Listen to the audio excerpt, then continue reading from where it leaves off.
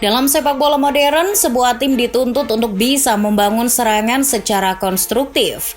Maksudnya, tidak langsung ujuk-ujuk umpan lambung selayaknya yang dipraktekkan di Liga Indonesia. Tapi bagaimana membangun serangan dari lini belakang? Hal ini membuat lini pertahanan menjadi penting sebagai penggagas awal serangan. Bek bahkan hingga kiper sekalipun sekarang dituntut memiliki kualitas umpan dan naluri menyerang yang baik. Tim besar umumnya menerapkan taktik menyerang secara konstruktif antar lini dari posisi belakang. Karena tren itu sampai-sampai memunculkan peran baru di bagian defender atau lini belakang. Apa saja peran-peran baru di lini belakang tersebut? Ada yang namanya ball playing defender.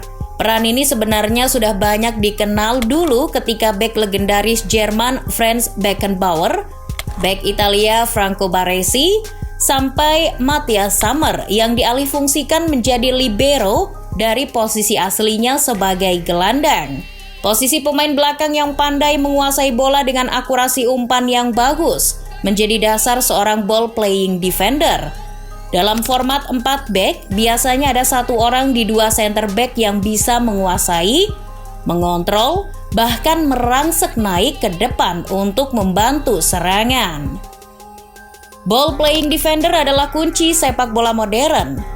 Kemampuan teknis seorang defender yang menjadi tumpuan sirkulasi bola atau bisa jadi titik awal dalam memulai serangan sebuah tim.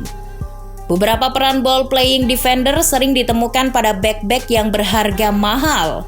Sebagai contoh, Rio Ferdinand ketika Manchester United berusaha keras menebusnya dengan harga selangit dari Leeds. Ketika itu, Ferguson sangat membutuhkan peran itu dalam timnya. Di era sekarang, banyak tipe ball playing defender yang dipunyai banyak tim besar. Antara lain Gerard Pique di Barcelona, David Alaba di Real Madrid, Aymeric Laporte di Manchester City, maupun Virgil van Dijk di Liverpool.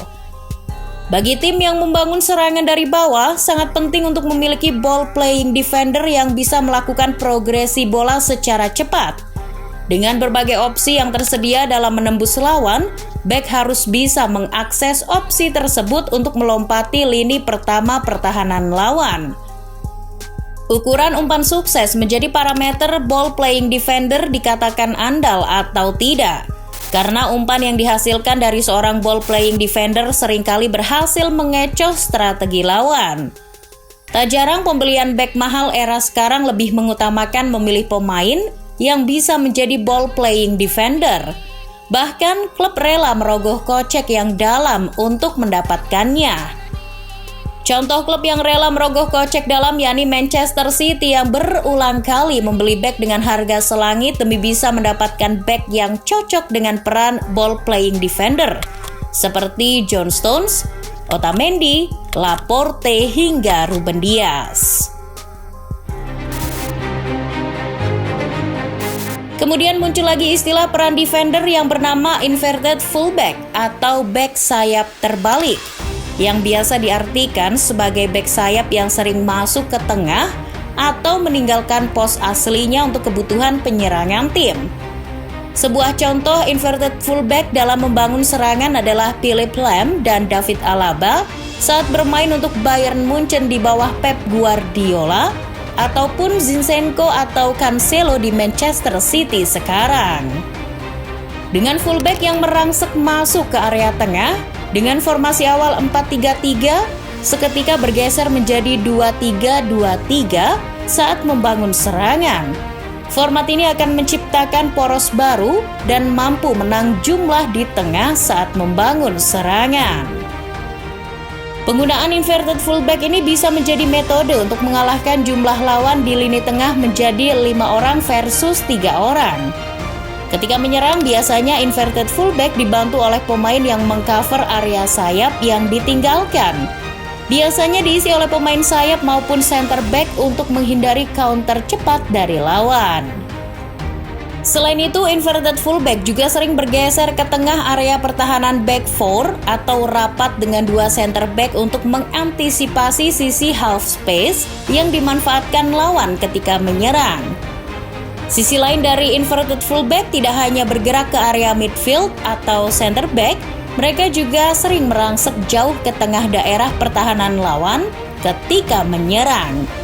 Hal itu sering disebut underlap. Inverted fullback banyak difungsikan tim untuk underlap, seperti Zidane yang melakukannya pada Marcelo ataupun Carvajal, ataupun Ole yang melakukannya pada Luke Shaw. Mereka masuk ke area di antara center back lawan dan fullback lawan.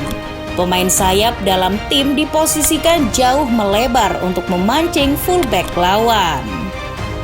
Terciptanya prinsip tumpang tindih dan kombinasi segitiga antara inverted fullback, winger, dan attacking midfield menjadi salah satu alternatif dalam penyerangan.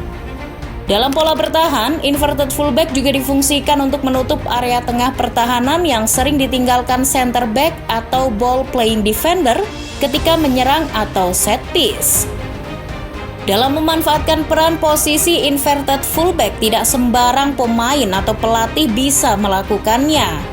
Perlu dilatih sesering mungkin dan pada dasarnya diperlukan pemain yang cocok dengan atribut khusus, seperti akurasi passing yang oke, kecepatan tinggi, defense dan attack yang seimbang.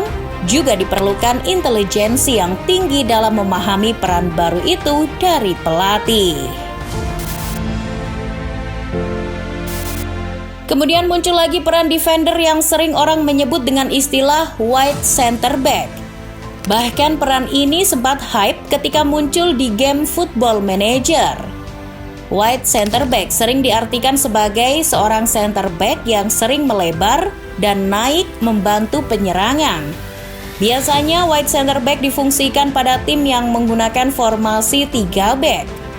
Skenario formasi yang dipakai biasanya 3-5-2 atau 3-4-3, di mana pemain sayap bisa turun dan membuat formasi menjadi 5-3-2. Jika wide center back melakukan serangan atau saat tim mereka menguasai bola, formasi berubah menjadi 2-3-5.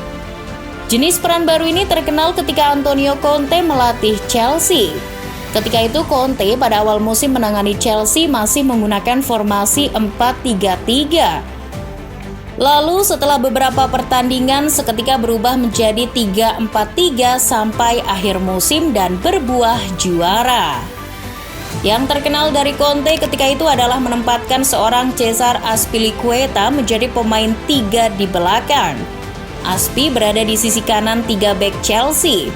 Kemampuan defense dan attack yang seimbang membuat peran Azpilicueta di skema 3 back makin moncer, ditambah akurasi crossing dan passing yang baik dari Azpi. Selain itu, di Sheffield United ketika pelatih mereka Chris Wilder menggunakan formasi 3-5-2, mampu mengejutkan Liga Premier Inggris ketika tahun pertama setelah mereka promosi. Sheffield menggunakan Chris Basham dan Jack O'Connell sebagai wide center back mereka. Di Atalanta, Gasperini menempatkan Rafael Toloi, Jose Palomino ataupun Berat Jim City sebagai wide center back. Bahkan taktik wide center back ala Gasperini cenderung terlalu frontal dengan mengutamakan attack, and attack. Maka dari itu terkadang sering terjadi kekosongan di area center back yang mengakibatkan sering jebolnya pertahanan Atalanta. Berbeda misalnya dengan Tuchel di Chelsea sekarang yang menempatkan Rudiger ataupun Chalobah sebagai wide center back. Strategi wide center back yang dijalankan Tuchel lebih seimbang karena melakukan penyerangan jika diperlukan saja. Di Wolves juga ketika Nuno Espirito Santo melatih, ia menempatkan Romain Saiss sebagai wide center back mereka. Ada juga yang terkenal di Jerman ketika Nagelsmann sebelum pindah ke Munchen menggunakan Lukas Klostermann dan Marcel Halstenberg sebagai wide center back eksplosif di RB Leipzig. Di Inter sekarang juga ada yang namanya Bastoni. Di Spursnya Conte sekarang memakai Ben Davies menjadi wide center back. Munculnya berbagai peran dan nama baru defender menandakan sepak bola sekarang dinamis dan terus berevolusi.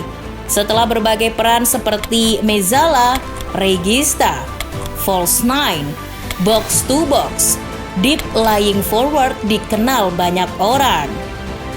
Peran baru para defender di era sepak bola modern menjadi bagian dari arti total football yang sebenarnya. Artinya, sekarang semua pemain dalam starting 11 sebuah tim dituntut untuk tidak stay pada posisi tertentu. Semua elemen bergerak dinamis dan terlibat dalam semua situasi, baik itu saat bertahan maupun menyerang.